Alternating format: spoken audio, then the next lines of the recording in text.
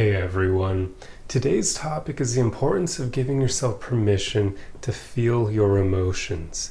A lot of people struggle to have a healthy relationship to their emotions because they were raised in an environment where they weren't allowed to have that healthy relationship. It wasn't fostered. Think about this.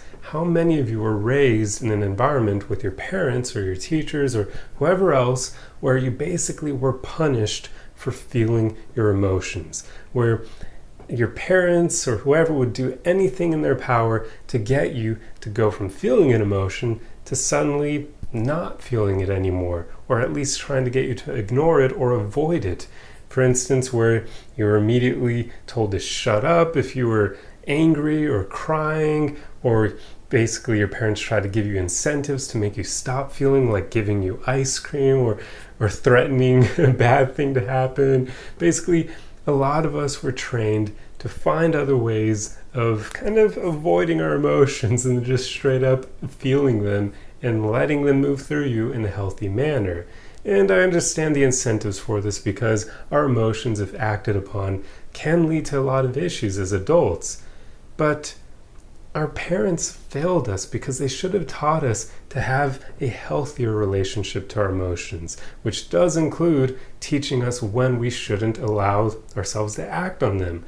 But that doesn't mean you should ignore them or try to avoid them, trying to sweep them under the rug, because that is an incredibly unhealthy thing to do and only ends up hurting us so much as adults. Because the truth of the matter is, we should feel our emotions. We should give ourselves permission to confront them, to let them move through us, because that's the only healthy way of dealing with them. They're kind of like energy in the body, and the only way to let that energy be dissipated is to let it move through you. If you try to block it, it doesn't go away. You just lock it up somewhere until later on a similar event triggers you, and now that block is released like a lever, and the emotions come shooting right back up, and sometimes they're even worse than before because they've been pent up for that X amount of time.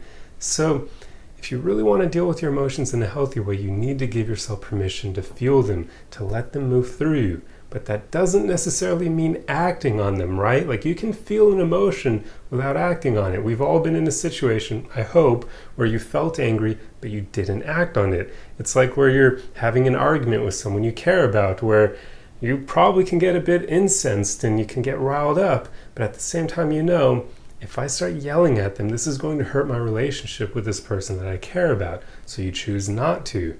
In that moment, you're feeling angry, right? But you're not acting on it. This is what we should aim to do more often. That's how you have a healthy relationship with your emotions. That's how you control them in a healthy manner. But trying to avoid them, trying to ignore them, trying to bottle them up, that doesn't do us any favors. And unfortunately, that's how many of us were taught how to deal with our emotions from childhood. So that conditioning is very difficult to get rid of, and for many of us, it's all we knew.